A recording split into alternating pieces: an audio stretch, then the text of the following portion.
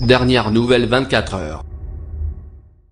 Après l'évacuation de Tolbiac par les CRS vendredi 20 avril, le mouvement de contestation contre la loi Vidal espère allier les lycéens.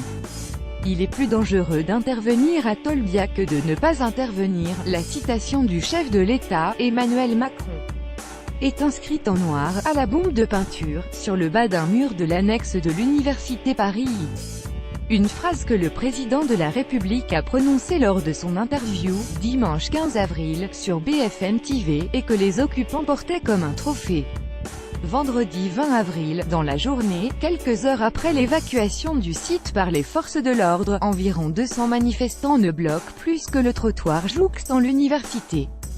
Ne plus tenir Tolbiac, c'est une perte, reconnaît Léo, étudiant en philosophie, mais est-ce que c'est la fin du mouvement?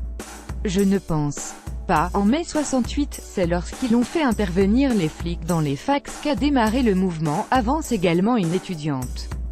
Bien loin de mettre un coup dur à leur mobilisation, les étudiants qui occupaient le site espèrent donc que cette intervention policière, après d'autres à Strasbourg, Nanterre ou encore à la Sorbonne, sera à même de la relancer. Un mouvement dont l'ampleur n'a, de fait, pas beaucoup évolué depuis quelques semaines. Jeudi 19 avril, la manifestation parisienne contre la politique gouvernementale, à laquelle participaient les étudiants aux côtés des cheminots ou encore des soignants des hôpitaux, a réuni seulement 15 300 personnes. La contestation ne faiblit pas mais elle n'a jamais vraiment pris non plus. Les violences à Montpellier avaient servi de catalyseur à une action jusque-là sous-jacente.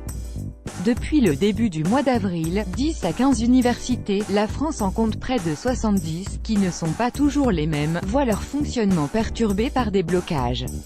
Avec 4 places fortes, traditionnellement en pointe des mobilisations étudiantes, Toulouse, Jean Jaurès, Paris 8, Montpellier 3, Paul Valéry et Rennes 2, qui sont, elles, totalement bloquées.